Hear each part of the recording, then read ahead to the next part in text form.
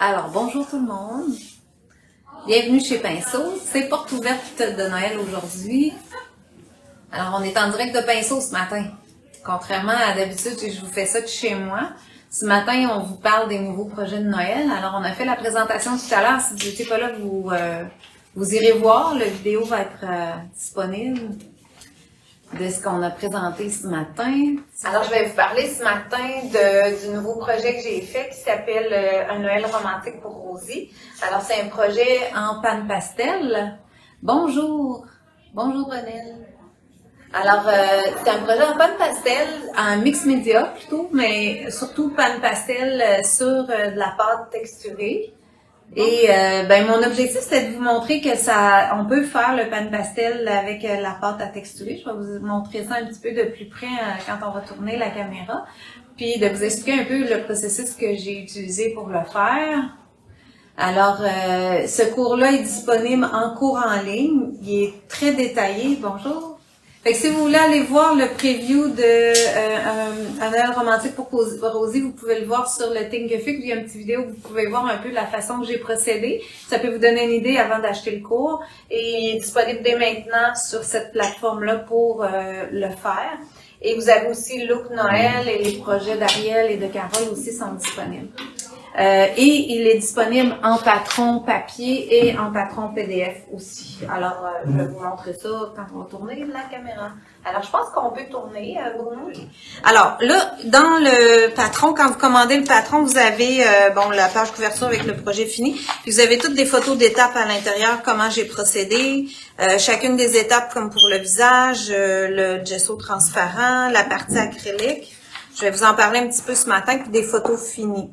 Et vous avez, c'est quand même un projet assez long à faire. C'est pas difficile, mais c'est long parce qu'il y a plusieurs explications. Il y a 2 personnages. Alors, au niveau du texte, ça a fait vraiment plus de pages, là, parce qu'il faut que j'écrive chacune des étapes, puis c'est en double à cause que 2 personnages, 4 yeux, 2 bouches, etc. Alors, vous avez tout ça dans ça. Vous avez évidemment le dessin et la liste du matériel que vous avez besoin pour le réaliser. Ensuite de ça, pour la façon de faire, là, aujourd'hui, quand j'ai travaillé avec l'acrylique, ça, je vais peut-être en avoir de besoin, celui-là aussi. J'ai travaillé avec des pinceaux pour faire les lavis du fond. Si vous avez déjà fait un peu ces projets-là avec moi, je travaille beaucoup avec des gros pinceaux comme ça et de l'eau pour faire les couleurs à l'arrière-plan avec de l'eau. Le pinceau Atelier Blending Quill pour faire des lignes avec quand même beaucoup d'eau. Ça fait bien pour faire ça.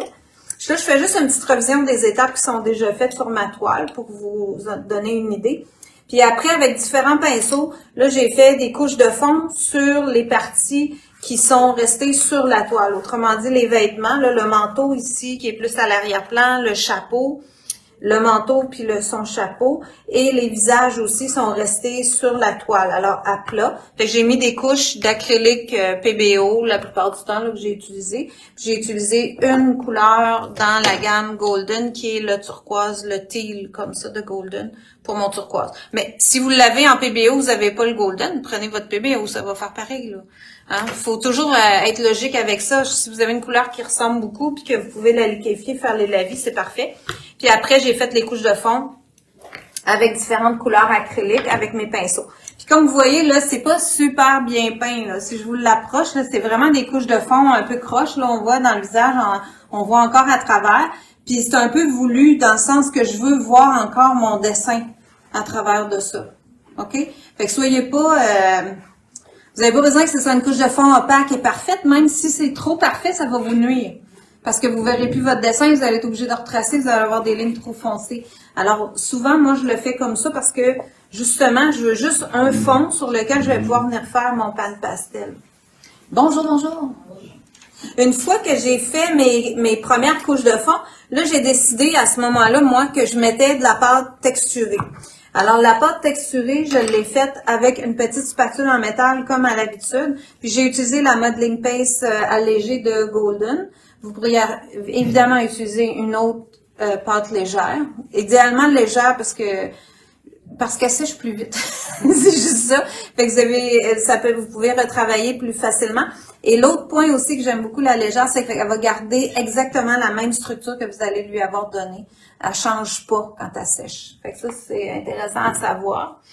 Et j'ai appliqué de la pâte à texturer, si je sais pas si, oui, je suis capable de vous l'approcher. Vous voyez un peu ici dans le ruban autour du chapeau, je suis venue mettre une petite couche mince.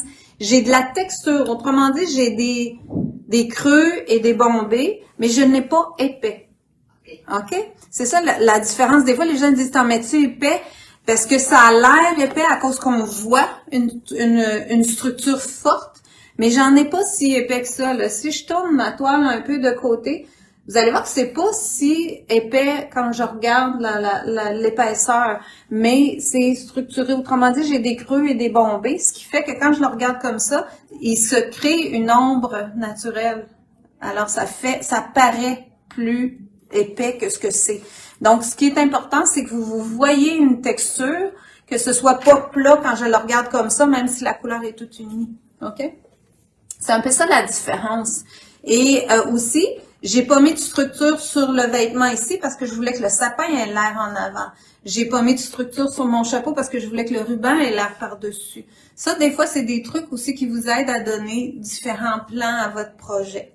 Et le ruban de Rosie, je l'ai fait de la même façon. Ensuite, j'ai structuré un petit peu le flore dans le personnage masculin avec ma spatule, assez plat, juste des petits creux. Elle, j'ai utilisé un pied de biche. Alors, pour ceux qui ne savent pas, un pied de biche, c'est quoi? C'est un pinceau comme ça, en poil naturel, qui a la forme d'un sabot de biche. C'est pour ça que ça s'appelle un pied de biche. Alors, le bout ici en poil a vraiment la forme d'un pied de biche. Et je l'utilise avec la pâte. Je suis allée chercher ma pâte, puis je l'ai étalée une petite couche mince, puis je suis venue tapoter avec mon pinceau comme ça pour me créer une structure toute en petits granulés. OK? Puis là-dessus, j'ai appliqué des lavis de couleur pour avoir déjà un fond. Alors, plus bleu, sachant que j'allais les faire blancs en pâte pastel par après. Ensuite de ça, j'ai viré ma toile à l'envers. Là, c'est bien important de le faire à l'envers, même si vous n'êtes pas confortable de travailler à l'envers. Ça va vraiment mieux parce que vous allez partir vos branches de sapin par en bas, puis vous allez mettre l'autre rangée par-dessus, puis là, on va monter graduellement comme ça pour s'en venir jusqu'à la pointe du sol. OK? Ça se fait super bien. Ensuite, quand on a posé notre pâte, on la laisse sécher. Il faut qu'elle soit bien sec, puisque après, vous allez venir mettre des lavis de couleur pour colorer la pâte qui est blanche avec du vert. Dans ce cas ici, j'ai utilisé vert de vessie dans PBO. Ici, j'ai du bleu ultramarine avec du gris de pain. Dans Rosie, je me souviens plus, j'ai un rouge mélangé avec du blanc. C'est rouge cadmium mélangé avec du blanc, puis ça, c'est rouge cadmium tout seul. Fait que ça vous fait un fond sur lequel je peux venir ensuite appliquer. Là, je vous dis ça vite, vite, juste pour vous donner l'idée de où je suis allée avec ça avant de mettre mon pâte pastel. Après que tout ça est séché, que j'ai mes couleurs comme ça, sur ce panneau-là, j'ai appliqué une bonne couche épaisse de gesso transparent. Si vous avez le fond pastel de Golden, ça fonctionne aussi. Il faut juste le diluer un petit peu parce qu'il est beaucoup plus épais. Alors, on le dilue un petit peu pour y donner une texture un petit peu plus liquide. Puis on peut l'appliquer partout. Il fait quand même assez transparent pour faire ça. Et ce que ça donne, le gesso transparent, c'est que ça fait une texture abrasive un petit peu, qui donne des dents à ma toile, qui donne quelque chose dans lequel le pan pastel qui est en poudre va s'accrocher. Alors, c'est bien important de mettre un fond comme ça si vous voulez travailler avec des épaisseurs plus substantielles de pastel dessus. Parce que là, vous allez me dire, puis vous allez fouiller sur Internet ou vous allez aller avec Céline, puis Céline, elle va vous faire du pan pastel direct sur la toile, puis ça marche. OK? Mais ça marchera pas si vous voulez en mettre épais comme j'en mets. Ou si vous voulez superposer 2-3 couleurs une par-dessus l'autre. Ça va toujours faire un peu transparent parce qu'il n'y aura pas assez d'abrasion pour retenir épais de pan pastel. Alors, c'est pas que ça marche pas, ça dépend du look que vous voulez faire. Ça dépend de la technique que vous voulez utiliser par après. Fait que ça, c'est important de savoir un petit peu les différences. Fait que c'est pas parce que moi, je dis que ça vous prend ça absolument pour faire la même chose que moi. Mais ça vous prend pas ça absolument. Tu sais, ça dépend de ce que vous voulez faire. Parce que des fois, je le travaille bien léger, bien transparent sur un fond blanc, puis c'est super beau. Mais je réussirais pas, si j'ai pas une abrasion, de mettre plusieurs épaisseurs. Fait que c'est un peu ça les différences qu'on peut faire. Mais, Oui, vas-y. Le liquide que tu dis que tu mets multicolore sans fait, là, tu Oui, rajoutes ça oui. dessus. Là, c'est là-dessus que je vais mettre mon pan de pastel. Salut, voyons. À mardi. Oui, c'est là-dessus que je vais mettre j'ai mis, dans le fond, la question c'est, est-ce que tu mets ton gesso transparent après avoir mis toutes tes couleurs? Oui. Je mets tout ce qui est acrylique. Alors, ça me permet de mettre tout ce que je veux avant. Si je veux mettre des collages, je peux coller avec du bonnet, je peux coller avec n'importe quoi. Parce que je sais que je vais venir mettre ma surface toute avec la même abrasion. Après, ça vient tout faire le même fond sur lequel je vais venir mettre mon pan de pastel. Puis quand je mets ça, il faut que vous vous assuriez, je vais vous montrer la photo parce qu'avec le temps, là, j'en ai fait plusieurs. Ce que je m'aperçois que les gens, des fois, ont de la difficulté, c'est d'en mettre assez de gesso transparent. Je ne sais pas si on peut voir sur la photo ici dans mon patron, la photo 6, ici en bas. Vous voyez mon pinceau qui est chargé de gesso transparent. Puis vous voyez comment ça fait blanc sur mon chapeau rose, là. Mais quand je l'applique, là, je laisse ça blanc. Comme ça. Puis là, tu sais, comme tout le manteau ici est plus blanc, là, puis on le voyait bien ici sur le chapeau, j'ai décidé de mettre la photo pour que vous sachiez qu'il faut que ce soit assez blanchâtre, puis là, je le laisse sécher, puis il va sécher transparent. Fait qu'il faut avoir la foi de le laisser blanc, puis il va devenir comme ça, OK? Mais c'est parce que tout le monde a peur que ça reste blanc, fait qu'ils l'étirent trop, ils n'ont pas assez d'abrasion. C'est ça que je me suis rendu compte avec le temps. Alors, il faut en laisser assez, que ce soit un peu blanchâtre, pas des épaisseurs, mais qu'on sente encore un peu le blanc pour avoir assez mis de gesso pour que ça travaille bien au pan de pastel. Et puis c'est ça. Fait que ça me donne la possibilité de mettre un petit peu plus de pastel pour continuer. Que ce soit pastel en crayon, en craie ou en pan de pastel, c'est un peu le même principe. Ensuite de ça, pour les pastilles de pastel, ben vous avez peut-être déjà tous vu ça. C'est des pastilles comme ça, c'est du pastel compressé dans un petit godet qu'on peut venir chercher et peindre avec. On travaille beaucoup avec moi je travaille beaucoup avec les éponges comme ça qui ont l'air de des petites spatules. Puis là, si vous me demandez, t'es nettoies-tu? Je les nettoie plus. Je les ai nettoyés au début. Mais je trouve que depuis que j'utilise comme ça un petit plat, tu sais, puis quand je les sers dans mon étui, je les mets toutes ensemble, sont toutes sales. Alors si vous regardez, il y en a qui sont pâles, comme elle a du jaune de ce côté-là, elle est rose pâle de ce côté-là. Elle a fait des visages, elle est terre de sienne. Celle-là est noire. Fait que si je fais du foncé, je vais prendre l'éponge foncée. Si je fais du pâle, je vais aller m'en chercher une pâle. Puis si je veux que ce soit blanc, je vais en prendre une neuve.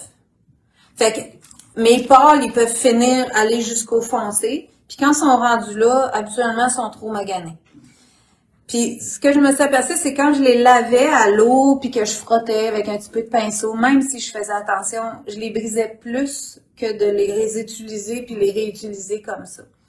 Fait que là, ça, je vous laisse votre choix, là. Il y en a qui sont pas à l'aise de pas nettoyer leurs produits. Si ça vous appartient, je vous laisse gérer ça. Mais moi, avec le temps, je me suis dit non, je me bats plus avec ça. J'utilise une nouvelle éponge.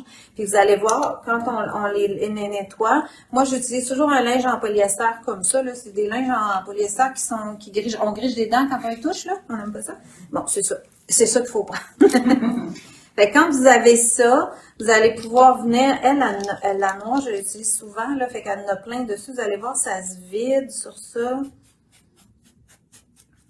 Puis, elle va devenir, là, elle est maganée, là, elle sort facilement de mon outil. Mais ça diminue de plus en plus si je me déplace. Fait qu'à la rigueur, je la prendrai pas dans le blanc, mais là, je pourrais facilement travailler mon bleu avec ça, puis elle laissera pas trop de noir avec, OK? Donc, c'est possible de fonctionner de cette façon-là pour faire vos différentes choses. Alors là, je vais prendre celle-là, justement, pour vous montrer dans l'arbre ici. Là, quand vous avez de la pâte, La pâte que j'ai faite comme ça ici, c'est sûr qu'il faut pas que je pèse trop fort. Là, le jeu, ça va être que je peux briser un peu mes éponges parce que si je pèse trop fort, j'ai quand même de la structure. Fait qu'il faut que j'y aille doucement, là. Fait que je viens créer des ombrages dans mon arbre, puis je pèse pas fort. Je fais juste déposer mon pan de pastel. Puis moi, je le travaille pas non plus pour que ce soit... comment je pourrais vous dire ça? Que ce soit tout dégradé, bien lisse. J'aime ça que ce soit en touche, que ça paraisse les... donc, je le frotte pas beaucoup. Tu sais, je vais venir juste déposer. Fait que là, j'utilise le gris de pain pour venir sur ma structure. Puis, on vient me faire défoncer dans en dessous de mes branches d'arbres.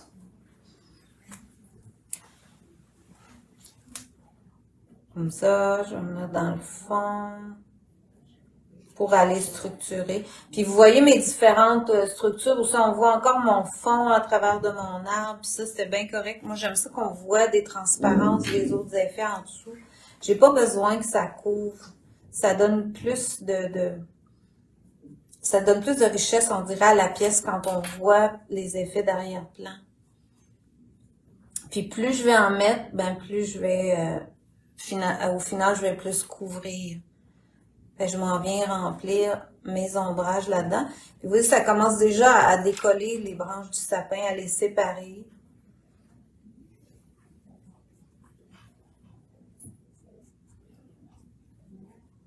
Puis en fait, ce que je voulais aujourd'hui vous montrer, c'est que ça se fait même sur de la pâte à texture. Puis ça, j'ai réalisé ça aussi en travaillant avec les élèves. Il y en a qui me disaient, on faisait un ciel à un moment donné à quelqu'un. On avait mis de la pâte, on avait mis toutes sortes d'affaires sur cette toile-là. Puis là, le ciel, on voulait que ce soit plus brumeux, plus doux. Fait que mon élève a dit, on travaillait à l'acrylique, elle a dit, on pourrait-tu mettre du pan de pastel? Je dis, pourquoi pas? On va l'essayer. Fait qu'on a juste, sur ce qu'elle avait fait à l'acrylique, puis en pâte, on a juste appliqué du gesso transparent, comme j'ai fait ici. Puis ça marchait très bien. Donc, tu sais, dans le fond, à un coup parti comme ça, tu pourrais finir n'importe quelle toile en appliquant un gesso transparent, puis finir avec le pan de pastel. Alors, tu sais, ça peut donner toutes sortes d'idées, là. C'est pas obligé d'être des rosiers, c'est pas obligé ça peut être n'importe quoi comme modèle. Ensuite de ça aussi, je voulais vous rappeler que vous pouvez mélanger les couleurs en pan de pastel. Comme dans le sapin ici, j'ai un vert oxyde de chrome, alors qui est un vert un peu plus kaki. Puis j'ai un vert bleu, c'est un phthalo green, alors ça fait un vert bleu. Alors, ni un ni l'autre me satisfaisait. Je trouvais que lui était trop émeraude, lui était trop kaki. Donc, je les ai pris ensemble. Fait que là, il vient me donner un bel effet de sapin. Puis, à ce moment-là, je peux aussi travailler avec les deux éponges. Tu sais, je peux revenir avec mon gris de paint si je veux foncer, puis graduellement, aller déposer toutes mes couleurs. Puis laisser des touches aussi. Puis si je veux plus pâle, je peux mettre plus de l'autre kaki. Si je veux revenir avec mon gris de paint, je reviens. Puis vous voyez, c'est pour ça que je disais tantôt, je n'avais pas besoin nécessairement de tout frotter tout de suite, parce que je peux revenir avec mes couleurs puis jouer au fur et à mesure. Si je frotte tout le temps, là, c'est là qu'on use toutes nos éponges. Puis l'effet de la pâte aussi est intéressant, ce que ça donne comme effet.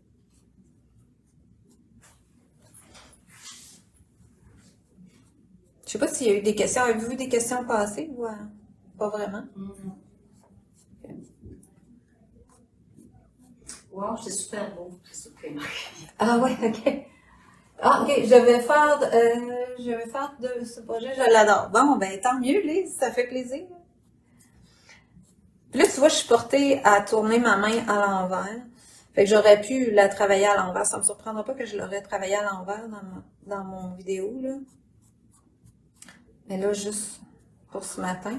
Si je déborde puis que je veux, je vous fais juste penser à ça, là. je peux avoir une mie de pain comme ça. Puis la mie de pain, ben, c'est une gomme effacée malléable. Donc, je peux la structurer pour venir effacer ce qui est débordé, ce que je veux enlever. Puis ça, si, admettons, vous vous êtes trompé carrément de couleur, là, si je viens, là, j'efface complètement. Tu vois, je suis capable d'effacer ma branche d'arbre ici, puis c'est tout allé sur mon efface. Je fais juste la pétrir, puis elle est prête à recommencer. Alors, c'est une gomme mie de pain qui appelle. Puis ça, ben, c'est mieux de la garder dans un petit bocal parce que ça colle. Puis si vous la mettez dans une étui à crayon, elle va coller toute la poudre qui va dedans, elle va venir full sale. Fait qu'il faut avoir un petit étui pour le faire. Fait que mon sapin, j'ai continué comme ça. Puis là, à un moment donné, j'ai fixé aussi. Là, j'ai fixé en étapes. Je vous ferai pas ça ce matin, mais on peut fixer. Puis revenir. Mais je vous dirais qu'au niveau du fixatif, j'essaye de faire vraiment un passage pas mal partout avant de venir fixer pour pas mettre trop de fixatif. Parce que si vous fixez chaque petite section que vous faites, vous allez tellement avoir de fixatif à un moment donné que vous perdez la grippe de votre gesso transparent, OK? Fait que ça aussi, c'est à faire attention. Fait que la plupart du temps, moi, je m'organise pour penser mes étapes de travail, pour pas me mettre les mains dedans. Fait que si je commence par le sapin, je vais aller faire le personnage masculin après, le personnage féminin, puis mon fond avait été fait avant, dans mon patron. Mes étapes de pan pastel dans mon fond. Alors, à ce moment-là, je me suis pas mis les mains dedans. J'ai mis une belle couche partout, là, j'aimais mes couleurs, mon départ était beau, mais je voudrais rajouter des effets. À ce moment-là, j'ai fixé avec mon fixatif. Pour ma part, j'utilise le Spectrafix comme ça, qui est un fixatif non toxique. Puis, j'ai en appliqué une couche sur ma première étape. Puis, je la fais sécher au séchoir ou je la laisse sécher naturel à votre goût. Et ensuite de ça, je peux revenir puis là, intensifier mon pan pastel. Si vous préférez quelque chose en arrêt au sol, vous pouvez aussi utiliser le fixatif comme ça de PBO. J'ai déjà utilisé, puis ça faisait très bien aussi. C'est juste que ça sent fort. Fait que ceux qui sont fragiles au niveau très pour les yeux et tout ça, alors je peux pas utiliser ça dans la maison. Faut absolument que je sorte dehors. Puis même à ça, ma toile sent un peu après. Fait que si vous êtes fragile, c'est sûr que l'autre est mieux pour vous. Mais si ça vous va puis que vous voulez quelque chose qui va sécher très vite, ça c'est plus rapide. Josée? Oui. Pourquoi tu ne dis pas directement de la bouteille? On serait tué dans une... Celle-là, oui. Ça, c'est vraiment parce que le spray ici, je vais t'en faire une shot, tu vas voir. Ah, et puis... Ouais. Il est quasiment comme un spray comme ça. Fait qu'il fait un spray, une vapeur de fixatif, tandis que lui, il fait vraiment un spray, là, vous savez qu'est-ce que c'est, là, c'est comme une bouteille de nettoyeur ou quelque chose comme ça. Fait qu'il fait plus facilement de petites gouttes. Lui, je peux vraiment contrôler comme un petit spray très léger, puis j'en mets très léger aussi. Ma première couche, quand je viens fixer mon premier fixatif, là, quand j'y touche, j'en ai encore sur mes doigts. Mais j'en ai moins. Il y a une bonne couche qui est fixée. Puis je veux pas que ce soit fixé nécessairement à outrance. Des fois, c'est le fun que ça se mélange encore un peu. Alors, c'est pas une question de dire j'ai fixé complètement. À la fin, je peux en mettre 2-3 fois. Puis là, ben c'est correct parce que je veux que ce soit fini. J'y touche plus. Mais en étape, je vais fixer légèrement, juste pour dire que ça bouge moins. OK? Après ça, là, je voulais vous montrer aussi, mettons, ce que je viens sur, c'est surtout ça que je voulais vous parler. Les foulards ici, j'ai travaillé, c'est la première fois que je faisais ça, mais j'ai travaillé avec un pinceau. Je vous explique pourquoi. Puis même tantôt, comme dans le sapin, j'aurais pu venir ici avec un pinceau pour aller plus loin déposer ma couleur. Puis vraiment déposer comme la poudre dans les creux. Parce que j'ai de la texture, des fois, c'est plus facile. Mais c'est surtout dans les foulards ici que j'ai pris mon pinceau pour aller déposer ici. Dans les pics que j'ai fait, là, avec les éponges, ça va pas au fond. Fait que j'ai pas le choix d'aller avec un pinceau pour que la poudre se rende au fond pour venir faire mes ombrages. Puis ça va super bien. Fait que j'étais comme contente d'avoir découvert ça. Je vais juste venir avec mon pinceau sec, ramasser un peu de poudre. Puis là, je la pousse au fond. Puis je peux la dégrader un peu. Puis ça vient créer mes ombrages ici. Comme ici, je voulais comme un croisé dans son collet. Alors, j'ai fait un ombrage ici pour faire un croisé là. Puis le long des boutons. À la droite des boutons, j'ai mis un petit dégradé. Puis je pense que j'en ai mis un peu du long. Ouais, puis j'ai fait des petits plis là-dedans. J'ai toujours de la misère à refaire la même affaire, mais... Fait que ça rentre. Là, c'est sûr qu'il faut que tu la mettes à bonne place parce que tu peux pas aller effacer au fond. Je vous le dis tout de suite, là. Ça efface pas. C'est trop structuré pour que l'efface puisse effacer au fond. Fait qu'on peut venir créer comme ça nos ombrages dans le foulard au fond. Puis lui aussi. Mais lui, je me souviens pas si j'ai pris le pinceau, là, mais en tout cas, ça marcherait aussi. Il y a quelqu'un qui demande c'est quoi le nom de tes verres? Mes verres. Les couleurs vertes. Ah, le nom des... Hey, bonne! Hey, moi, je pensais que vous voulez avoir ma barre de lunettes. J'étais loin en Titi, là. Oh, excusez. Alors, le vert, c'est oxyde vert, en français. Oxyde de chrome vert. Puis ça, c'est la couleur principale, là.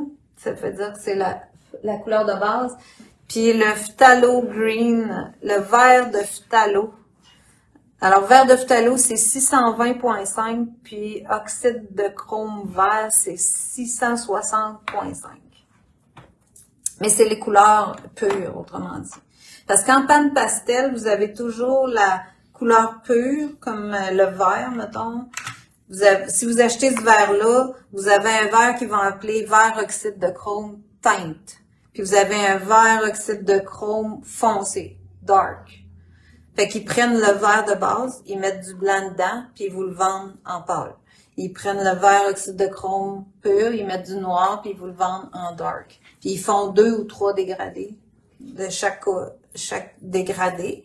Fait que si c'est une couleur que vous utilisez souvent, là, mettons vous faites des paysages, puis vous dites ça me prendrait le ton de vert, je suis tout le temps en train de mettre du blanc avec, ou je suis tout le temps en train de mettre du jaune avec, ben là, achète différents tons de vert, ça vaut la peine. Mais si vous en faites pas beaucoup, c'est quand même assez facile de mélanger, comme vous avez vu tantôt. Je viens dans un, je viens dans l'autre, puis j'ai les applique en même temps, puis ils se mélangent. Ça se fait assez facile aussi. Fait que ça peut vous permettre de juger vos couleurs. Bonjour! Et puis, c'est ça. Fait que là, je rentrais un peu mon panne pastel comme ça avec mon pinceau. Puis je vais juste aller un petit peu plus loin. Une petite question. Oui? Est-ce qu'on prend un pinceau plus mou ou plus dur? Ben, lui, il est justement entre les deux. Moi, j'aime beaucoup les rubis satin comme ça. Ça, c'est les pinceaux qu'on vend ici. C'est Silver Brush qui fait ça. Rubis satin. Ils ont comment j'appelle ça? Un ressort assez... Ils sont pas raides. Exemple comme un poil de porc. J'ai pas d'autres pinceaux avec moi, mais tu sais, les pinceaux, quand ils ont les poils blancs comme ça, c'est vraiment un poil de porc rigide. Ça, je trouverais que ça gratterait trop pour aller déposer au fond. Puis en même temps, trop mou, vous ne serez pas capable d'aller au fond. Donc, lui, il est vraiment un entre-deux, là. Puis quand vous vérifiez un pinceau, s'il est très, très mou, là, il va... si je prends tantôt mon blanc que j'avais, là. Quand le poil est mou comme ça, là, vous voyez, lui, je le plie, là, c'est vraiment, il n'y a pas beaucoup de ressort, là. Il est mou. Il est pas raide pantoute. Donc, lui, il va super bien tenir l'eau. Il va être le fun pour faire des lavis, mais pour ce qui est d'aller porter au fond, il va tout me faire éclabousser ça. Alors, c'est ça la différence. S'il y a un bon ressort, ben, il se tient. C'est ça qui travaille le mieux, d'avoir un pinceau qui a quand même un ressort intéressant. Bon, voilà. Alors ça, je peux y mettre des ombrages un peu. Puis ça, ben, à mon souvenir, là, je l'ai quand même pas mal fixé avant de venir mettre le blanc. Mais je vais essayer de vous mettre un peu de blanc pour vous montrer quand même sans l'avoir fixé, là.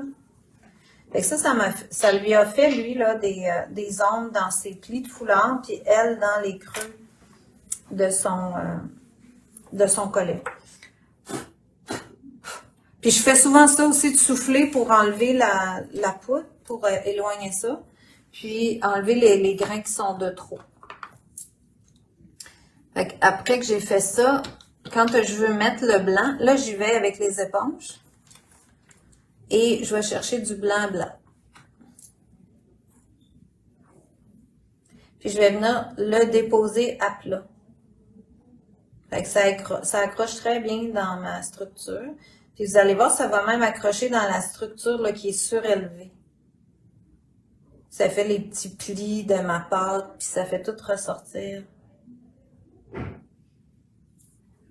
Puis si je me souviens que j'ai fait une première étape comme ça, que j'ai mis le pan pastel gris pain au fond, puis après puis j'en mets du blanc, là. Vous voyez, je charge à chaque coup, puis je tiens ma pastille, fait que je suis bien proche, là. Je ne vais pas chercher ça à l'autre bout, je suis collée dessus, je suis capable de revenir puis de charger. Puis j'en mets. Puis je vais avoir plus blanc là, fait que je laisse toute la structure. Je dépose, je glisse, mais je frotte pas. Je veux vraiment avoir l'effet de surface. Fait que là, ça y fait un beau foulard avec plein de plis. Puis elle, là, c'est important de vraiment pas faire ça parce que vous allez scraper votre éponge, c'est sûr. Avec la structure que j'ai là, si je frotte trop, je vais briser mes éponges. Mais regarde comment ça fait beau quand je viens mettre le blanc. Je vais l'approcher de plus proche, là.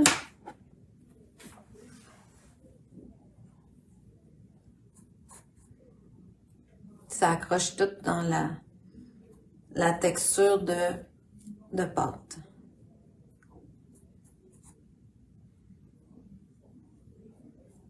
Un croque de fourrure. Oui, c'était ça que je voulais. Ben, tu sais, on peut le faire à l'acrylique aussi avec un pinceau puis brosser, là. Mais je pensais pas réussir avec le pan pastel. Puis tu vois, c'est assez facile quand même. Parce que la structure est tellement élevée que le blanc, il va pas au fond parce que je l'applique avec l'éponge. Fait que vous comprenez que si j'avais appliqué le gris pain de la même manière, il aurait jamais été au fond. Fait que ça aurait pas marché. Tandis que là, avec le pinceau, il va au fond, avec l'éponge, il va en surface. Oui. Peut-être la couche de base des visages est faite à l'acrylique ou au pan pastel? À l'acrylique. Ouais.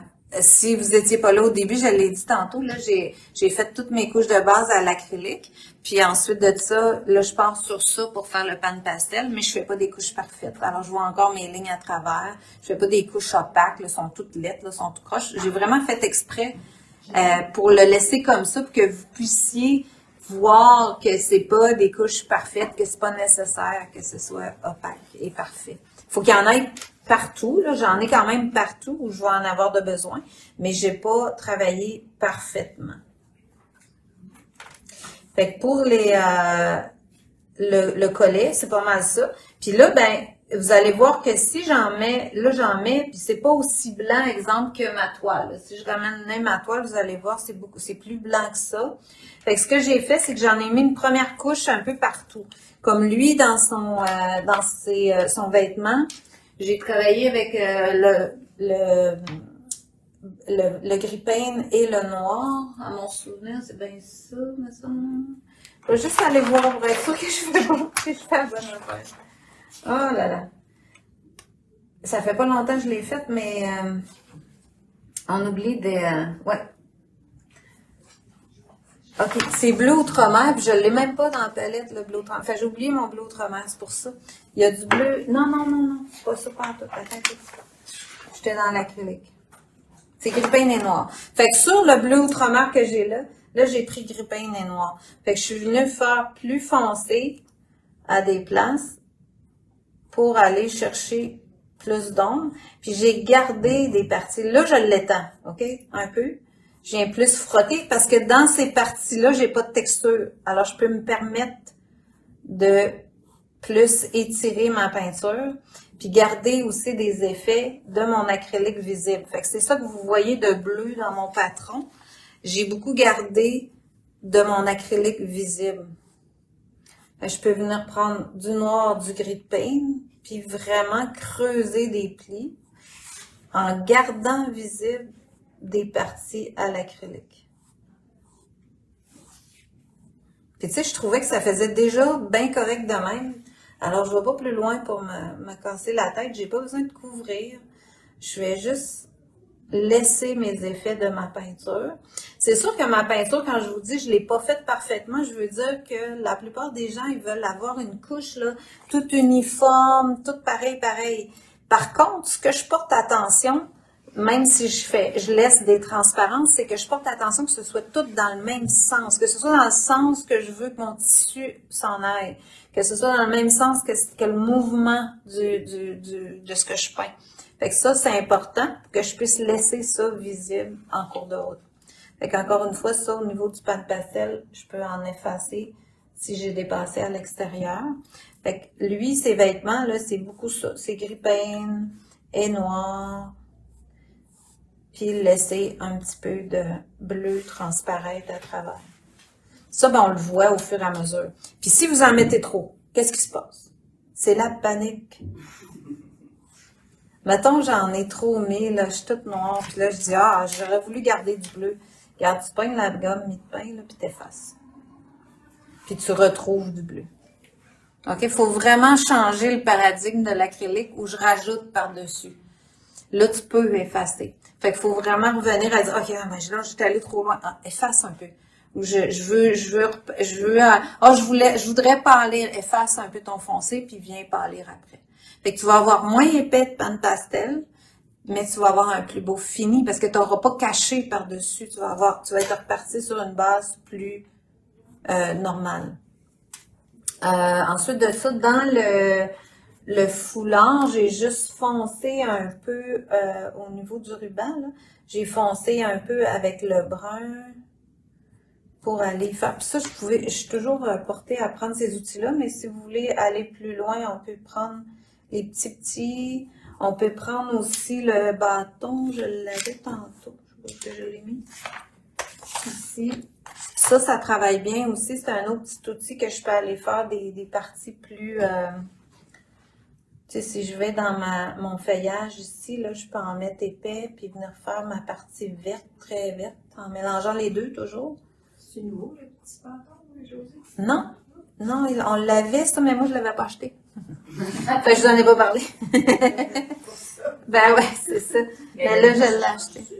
Oui, il y a des recharges. Oui, il y a des recharges comme ça.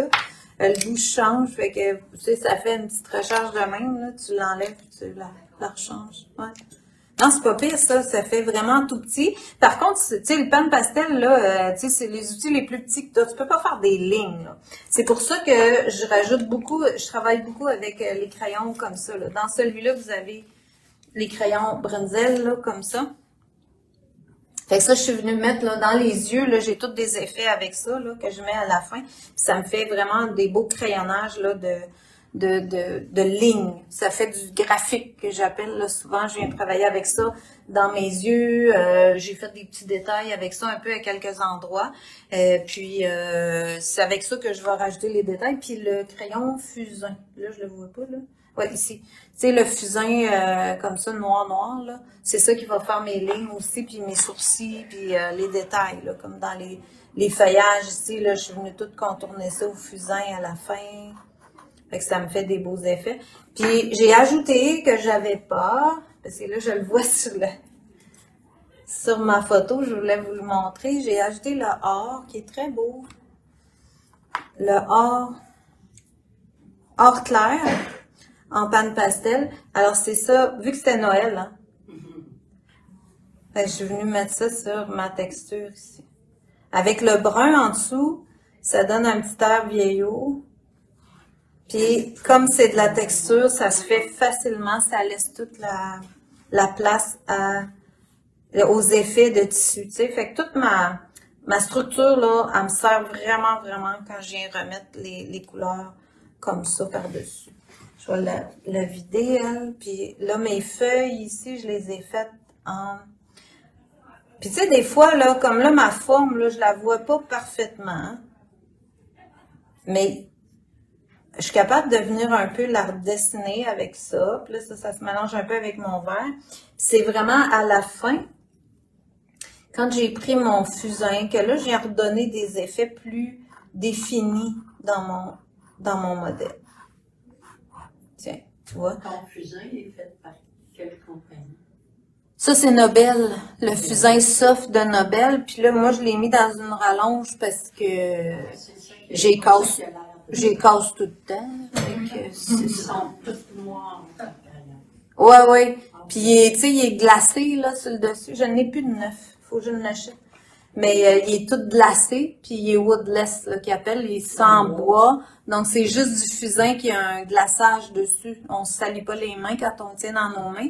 Mais quand vous les cassez, là, inquiétez-vous pas avec ça. C'est normal, ça casse, c'est du fusain. Fait que si je l'échappe, il casse. Puis c'est pas parce que c'est pas de qualité, c'est parce que c'est du fusain, simplement. C'est très friable. Donc, acheter une petite rallonge, puis tu peux aiguiser toutes les bouts que tu as cassés, puis les mettre dans la rallonge, puis ça fait très bien. C'est pas... c'est normal. On Les peut pas graphites dire pour ça. se faire. Non, il va faire gris. Ah, ok. Le graphite, ça fait toujours gris. Ça fait jamais noir. Tu vas avoir du graphite 8B là, qui va faire très, très foncé. Mais tu vas avoir toujours un effet un peu brillant aussi avec le graphite. Tandis que le fusain, là, il est mat, puis il fait noir. Surtout ceux-là. 14B noir. Ouais, peut-être. J'ai pas essayé. Ouais, faudrait que tu essaies. Puis si, tu sais, tu peux l'essayer, puis si toi, ça te satisfait, tu sais, ça peut être bien correct, là. Moi, je suis très, très, très fusain. Je suis bien maniaque de fusain. Fait que j'ai comme un petit, tu sais, un petit croche, là, que je peux pas nier. Petit coup de cœur. Ouais, c'est ça. Je suis très, c'est noir, tu sais, tu fais un trait, c'est noir. Fait que c'est bien ça. Il y avait autre chose là-dedans, je voulais vous montrer. Sur le rouge, j'ai mis du rouge, le rouge est très beau, le rouge permanent. De toute façon, il est moins corps, il va falloir que j'arrête. Mais dans ça ici, là, j'ai mis vraiment le rouge permanent. Quand je travaille avec elle, je mets le rouge et le rose ensemble. Fait que le rouge, c'est rouge permanent. Le rose, c'est le magenta. Fait que le rose puis le rouge sur mon éponge. Puis c'est ça que je viens mettre dans le haut. Puis là, vous allez dire, bah oui, mais t'es bien plus foncé. Oui. Là, j'ai rajouté un petit peu de rose. Puis ça fait mon beau rose, rouge. Puis comme mon gilet. Exactement. Je savais pas penser à ça, mais tu vois que c'est les couleurs que j'aime, hein, c'est ça. Fait que regarde la belle couleur que ça me fait. Fait que si je mets mes 3 couleurs sur mon plateau, ça ressemble pas à ça, pas en tout quand tu regardes ça. C'est quand tu mélanges que la magie arrive. Fait que j'en mets, puis tu sais, j'ai pas besoin de mélanger à côté une quantité énorme. J'envoie ça direct sur ma palette, puis j'y vais. Là, je fais plus mon foncé, je dégrade, puis là, je dis, bon, ici, en haut, je veux du pâle, en bas, du pâle là-dedans. Je viens à l'inverse, puis ça accroche dedans. Puis là, ça me fait un beau rose plus pâle. Puis je viens faire mon dégradé. Puis tu vois que mon ruban, vu que j'avais fait du rouge à l'acrylique, ben là, je peux revenir, lui, vider mon éponge sur mon linge, prendre du rouge, puis là, venir le faire rouge.